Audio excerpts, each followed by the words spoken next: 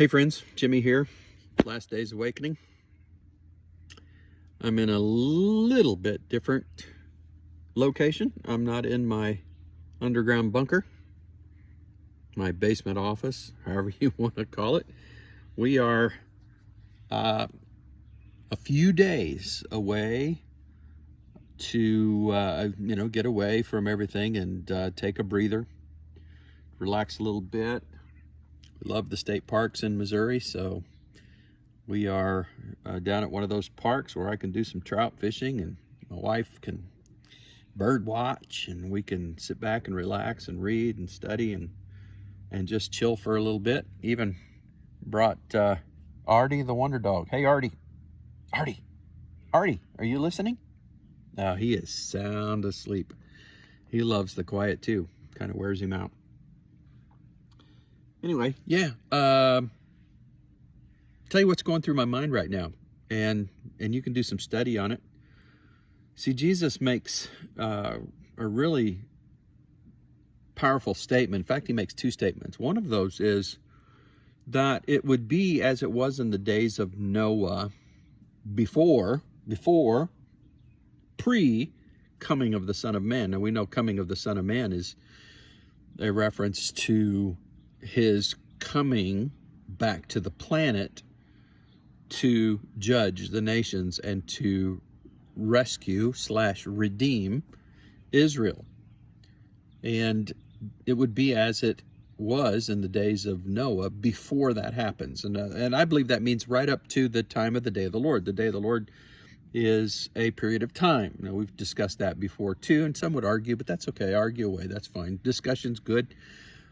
But we're there. We're in the days of Noah. The days of Noah were marked by wickedness and evil, and particularly the changing of the DNA. The Nephilim were present. The DNA of humanity was being corrupted. Noah and his family were the last of the line. They were the last that weren't corrupted. They were, in all of their generations, without blemish. In other words, they were uncorrupted. And we know why. The enemy was doing everything he could to corrupt the DNA of mankind so that the promise of Genesis 3:15 would not be fulfilled, that a Messiah could not come. And it would be that way. And we've seen this. We've seen the manipulation of the DNA. We've seen this move towards transhumanism through transgenderism and all the things that are happening today. We're seeing wickedness uncorked, and we're seeing the days of Noah in action. But Jesus also said this, and this is where my mind really connected the two, I think, for the first time. It would be as it was in the days of Lot. The days of Lot were characterized by a complete and total abandonment of sound thinking. They had basically the lifestyle of the reprobate mind. They had given up the worship of the Creator, and they were worshiping the created, Romans chapter 1, and the natural process that takes place when you begin to exalt the creation over the Creator. You begin to worship creation, and soon you begin to worship yourself and your own lusts, your own passions, and the affections are given up, the proper affections of a man toward a woman. A man and his wife are given up for men doing unspeakable acts with men and women doing unspeakable acts with women. And I think eventually, I don't mean to gross you out, but eventually it comes down to unspeakable acts with animals and worse. And so we're seeing 237 different genders in these days where people have been given over to a reprobate mind, because it all began when this culture, and it's around the world, by the way, culture gave up the worship of the Creator. Kicked him out of schools, kicked him out of the marketplace, kicked him out of government, kicked him out here, stopped worshiping, started worshiping man, started worshiping the natural order of all kinds of things, including evolution, which is devolution as far as I'm concerned. We're seeing the reprobate mind. We're seeing the reprobate mind in action, the lunatic mind, the mind that has lost all reason and has given itself over to passions. We're seeing it across the board. It should not surprise us, because Jesus said, as it was in the days of Noah, and he also said, as it was in the days of Lot. It would be that way again. It would be as it was in the days of Noah before the coming of the Son of Man. That's not the tribulation period. I think it will be exacerbated by the tribulation period, but it means it will be the natural order. Let's go a step further. As it was in the days of Noah, they were eating and drinking and giving in marriage, and some would look at that as normalcy.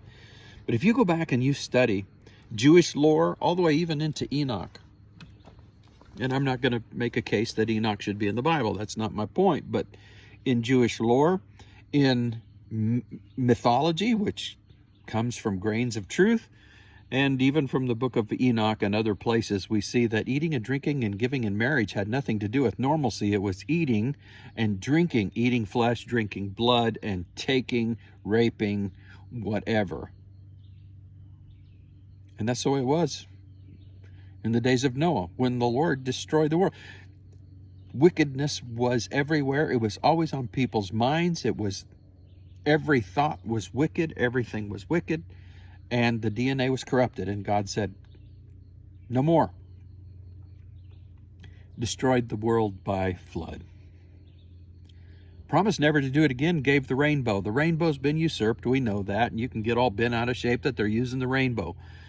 But it's just the distortion of God's word. It's the distortion of everything that God has ordained and anointed. It's the distortion of the worship of God. Everything is distorting the truth. Why? So that the enemy can prevent the bride.